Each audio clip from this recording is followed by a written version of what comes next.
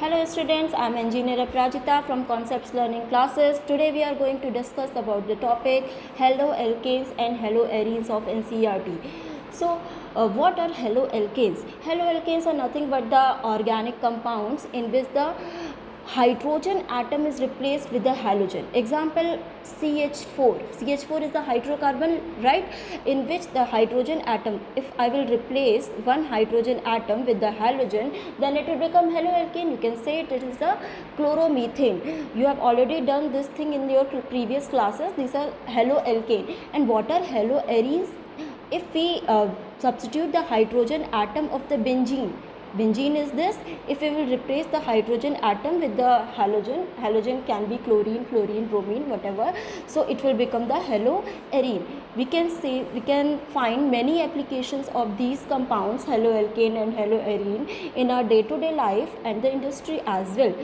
So as in our body produces the thyroxine hormone, that is also the haloalkane, deficiency of which can cause goiter.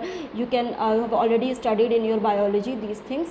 So these are just the day-to-day applications which are given in NCERT. You can find it is there in the treatment of malaria we use the chloropinine. So these are just the medicines or the compounds which are used in the day-to-day life, right?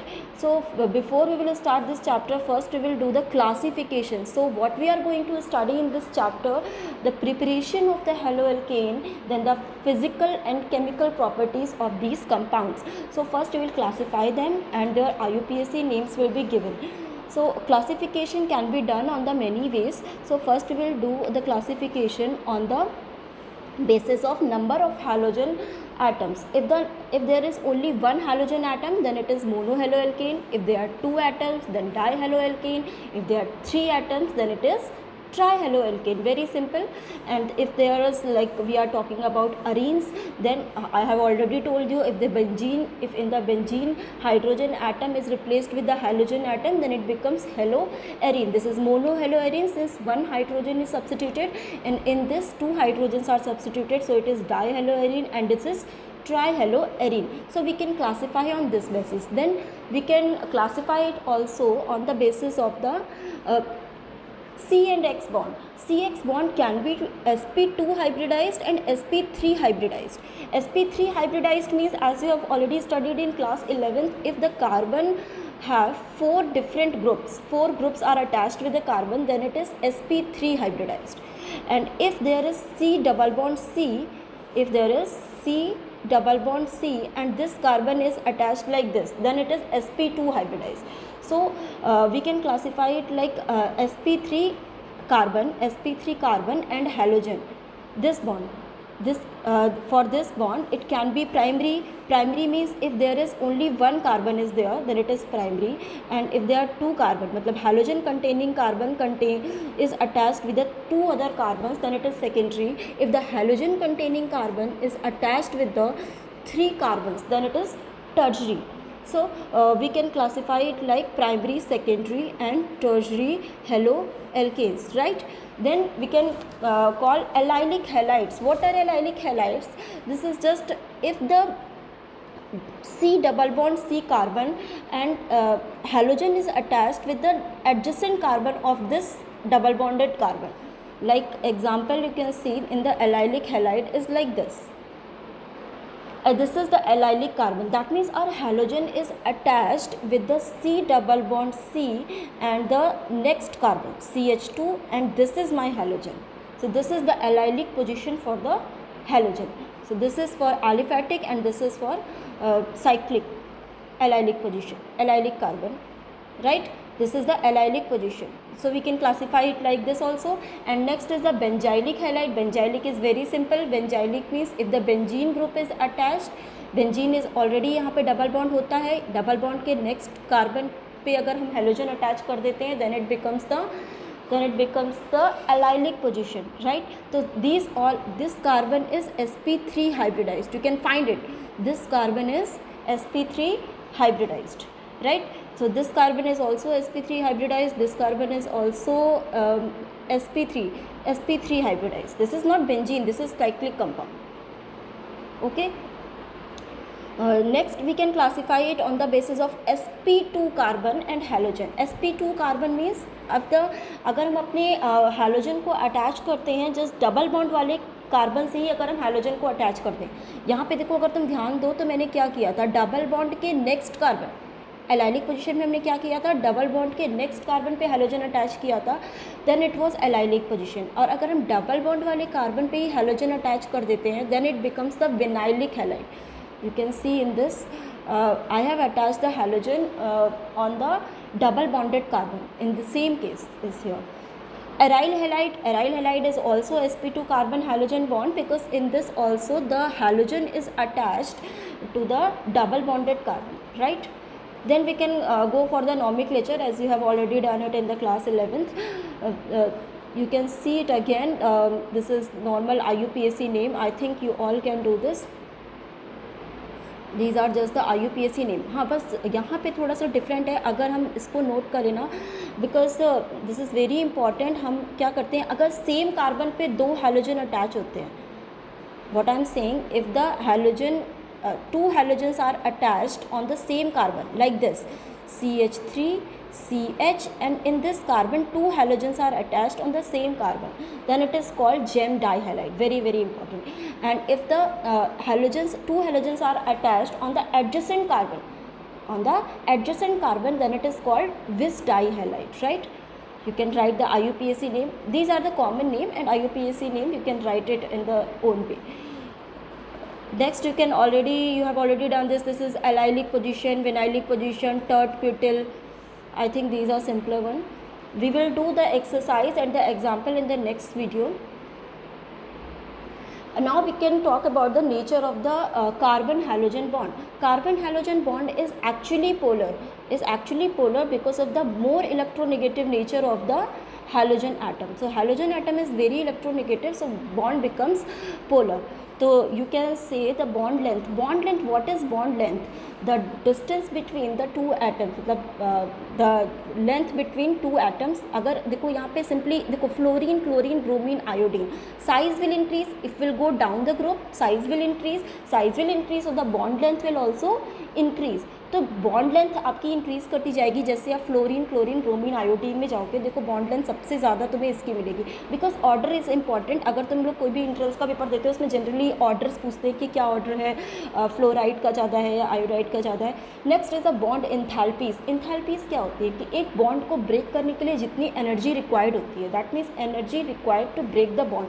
तो जितना bond length कम होगी तो उतनी ज़्यादा energy required होगी, because the atoms are closer together, so more energy will be required to break their bond. So if the bond length is less, then the bond enthalpy will be high. So you can write it down, then the bond enthalpy is inversely proportional to the bond length. So this table is clear. Then we can go for the preparation of haloalkane. Very very important. We can prepare, best way to prepare the alcohol, best way to prepare the alkyl halide is from alcohol. You can prepare it by alcohol. These are alcohol है. अगर मैं इसको HCl से, NaBr से, इन सब से react कराती हूँ तो हम इसको क्या कर सकते हैं, मेनली सब्सटीट्यूशन से हमारा क्या हो जाता है, एल्किल हैलाइड प्रिपेयर हो जाता है. लाइक अगर हमें हमारा कोई भी नॉर्मल एलिफैटिक एल्कोहल मैंने लिया है, इसमें HCl और ZnCl2 is just acting as a catalyst, and यहाँ पे HCl से रिएक्ट कराओगे तो यहाँ पे क्या बन जाएगा, RCl प्लस H2O.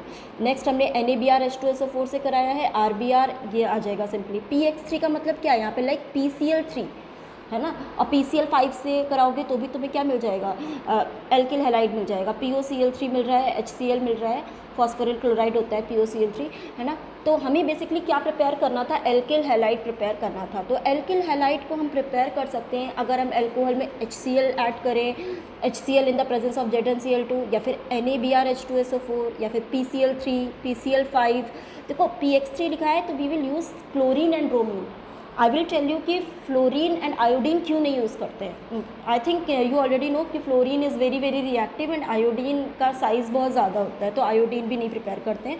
तो मेनली इससे हम एल्किल हैलाइड कौन से प्रिपेयर करते हैं, क्लोराइड एंड ब्रोमाइड से प्रिपेयर हो पाते हैं.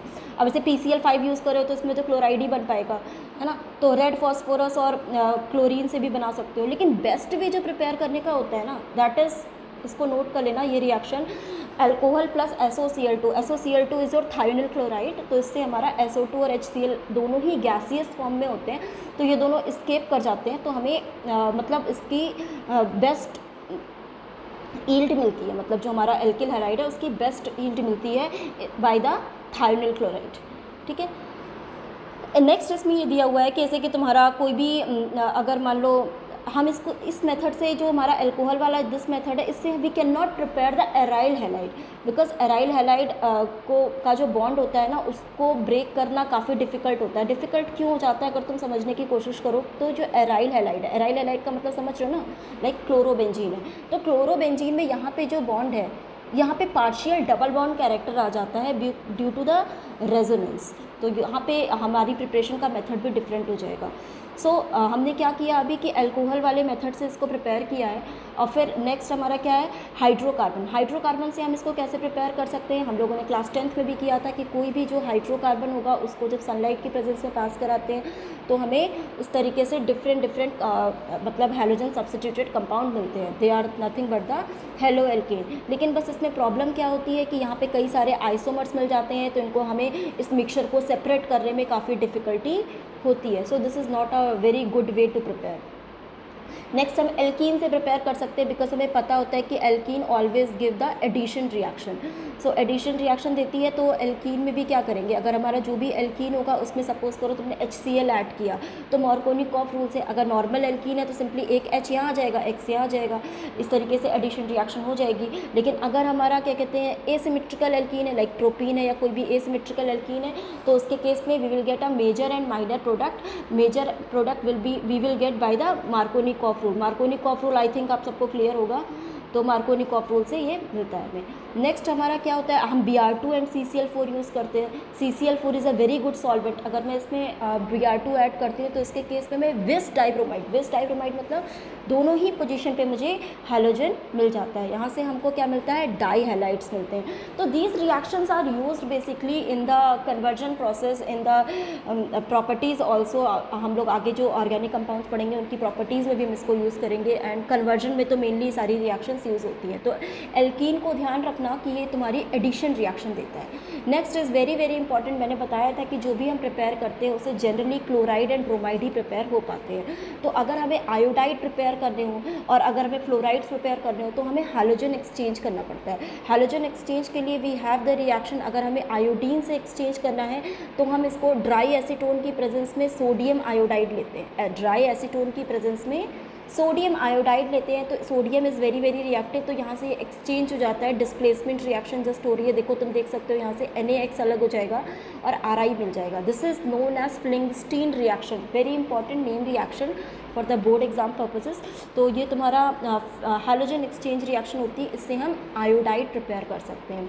Next is your Swarts reaction, this is also the halogen exchange reaction. By this method we can prepare the fluorides. तो हम कोई हैवी मेटल का फ्लोराइड यूज़ कर लेते हैं, लाइक AgF, सिल्वर फ्लोराइड या फिर मर्क्यूरस फ्लोराइड, कोबाल्ट या स्टेन, इनके फ्लोराइड्स हम यूज़ करते हैं एंटीमनी का। तो इससे हमको क्या मिलता है कि we can get the fluoride substituted organic compound. तो फ्लोरीन से अगर सब्स्टिट्यूट करना है तो इसको नेम रिएक्शन के नाम से भी बोलते हैं स्वार्ट्ज रिएक्शन, राइट। तो this is all about the preparation of halo alkane. Now we will move for the preparation of halo arenes. Halo arenes अगर मुझे प्रिपेयर करना है तो एरिल हैलाइड के लिए देखो सबसे पहली चीज़ क्या है कि तुम क्या करो कि this is your toluene. Toluene को हमने बताया था कि टोलुइन क्या होता है, टोलुइन तुम्हारा मेनली ऑर्थो पैरा डायरेक्टिंग होता है। हमने बताया था ऑलरेडी, हम डिस्कस कर चुके हैं कि ऑर्थो पैरा डायरेक्टिंग कौन होता है। ऑर्थो पैरा डायरेक्टिंग कौन होता है, जो रिंग को सपोर्ट करता है वो ऑर्थो पैरा डायरेक्टिंग होता है, जो रिंग से इलेक्ट्रॉन्स को विड्रॉ करता है वो मेटा डायरेक्टिंग होता है। तो अब यहाँ पे हमारा ये ऑर्थो पैरा डायरेक्टिंग हो जाएगा, बिकॉज यहाँ पे CH3 लगा हुआ है। तो CH3 पे हम देख सकते हैं यहाँ पे कि अगर मैं इसको किसी भी हैलोजन से Cl2 से रिएक्ट कराती हूँ तो इसके केस में क्या मिलेगा, ortho hello toluene and para hello toluene मिलेगा, ठीक है। तो ये हमें अगर हम FeCl3 भी ले सकते हैं, आयरन क्लोराइड भी ले सकते हैं, आयरन भी ले सकते हैं, राइट। तो इन दोनों के केस में हमें क्या मिल जाएगा, हेलो एरीन्स मिल जाता है ऑर्थो एंड पैरा पोजीशन पे। नेक्स्ट हम अमीन से प्रिपेयर कर सकते हैं। इस रिएक्शन को तुम लोग अमीन्स वाले चैप्टर में फिर से पढ़ोगे। इसमें क्या हो रहा है basically, this reaction name reaction के नाम से आती है Sandmeyer reaction, very very important reaction, इसको टिक कर लेना। इसमें हम क्या बनाते हैं बेसिकली नाइट्रस एसिड बनाते हैं। Nitrous acid is HNO2। तो नाइट्रस एसिड बनता कैसे, NaNO2 और HCl।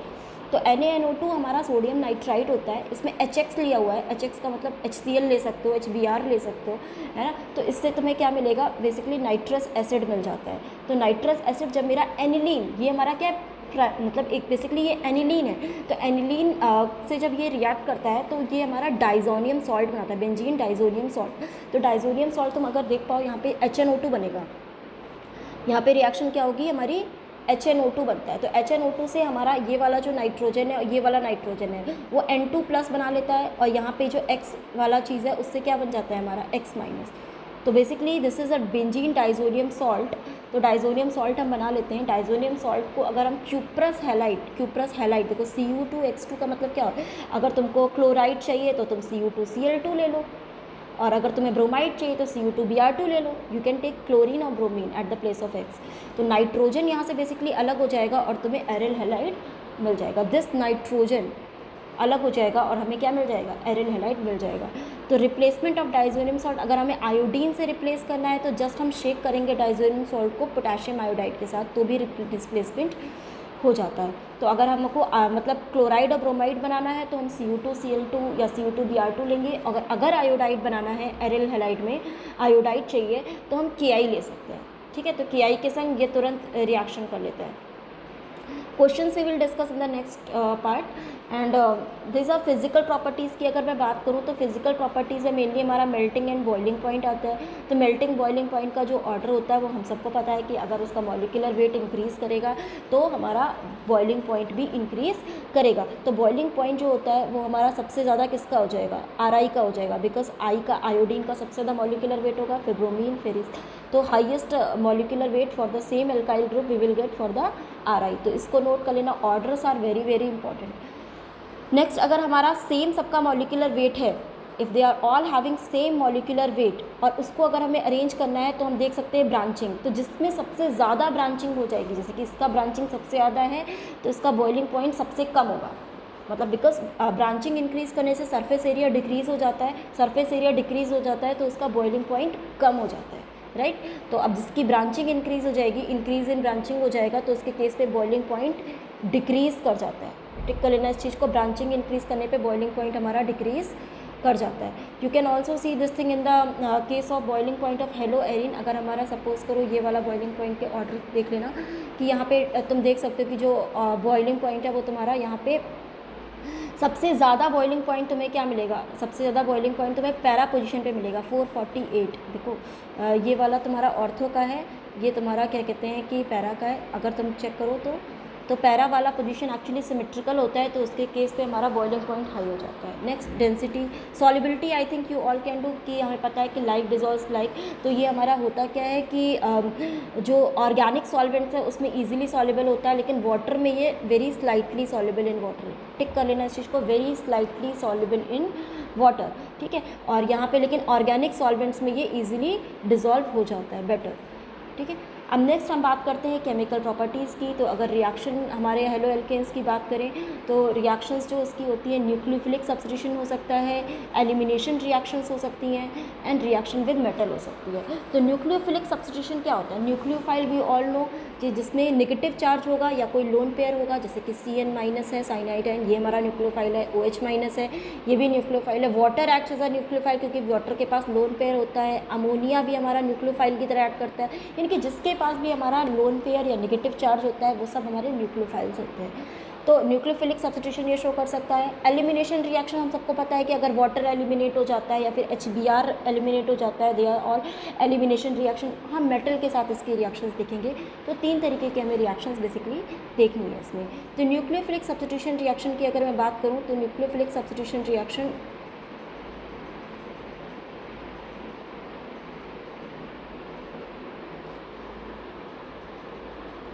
I will make a different video for this. If you really like this video, you can like this video, okay.